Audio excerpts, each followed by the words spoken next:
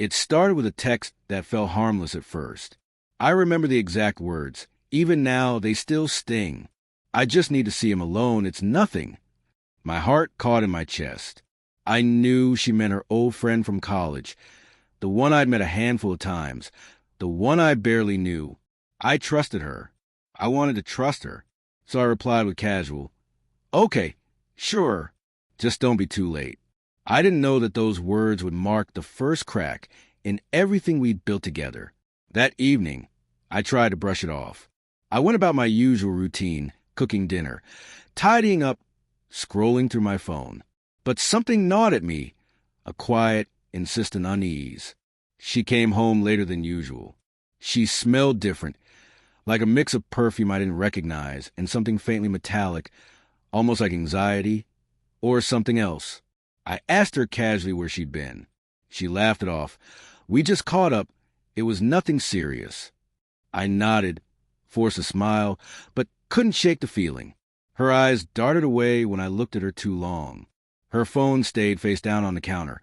Always. I knew that gesture. I'd seen it before in movies and whispered stories, but I didn't want to believe it could happen to me. The days that followed were small, subtle, invisible signs. Missed calls she would later excuse with a sigh, sudden bursts of texting when I was in the next room, conversations that would abruptly end when I entered. I tried to rationalize. Maybe she's busy. Maybe it's nothing. But the knot in my stomach grew heavier each day. Then came the night I wasn't supposed to notice. She had left her laptop open, innocently, or so it seemed. I glanced at the screen and froze. Messages between her and him. Casual at first, grew intimate quickly. Inside jokes that sounded sweet, but felt wrong coming from her. Then one message. "I wish we didn't have to hide this." My hand shook. My breath caught. I closed the laptop, trying to tell myself it wasn't real, that I was reading it wrong. But my mind raced through every memory, every dinner, every laugh, every quiet night in bed, and suddenly the moments felt like lies. I confronted her the next morning, voice trembling more from disbelief than anger. "Who is he? What's going on?" Her eyes filled with something I couldn't name at first. Guilt, shame, panic. She hesitated. Then she spoke, words that I would carry with me forever. "I didn't want you to find out like this. I didn't know how to stop myself. I didn't want to hurt you, but I couldn't help it." I remember feeling my chest tighten, a physical ache that left me breathless. I wanted to scream, to cry, to shake her until she understood the damage done. But instead, I listened. I heard the confessions, the justifications, the apologies, and I felt my love clash violently with the betrayal.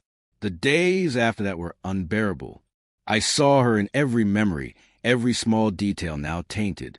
The way she brushed her hair from her face, the laugh she used to reserve only for me, the warmth of her hand in mine. All of it became a sharp reminder of what I had lost. I would catch myself staring at my phone, expecting a message that would never come, hoping for a sign that it was all a mistake. But the signs were there, undeniable and cruel. We talked once, twice. She begged for forgiveness, for understanding, for a chance to fix things.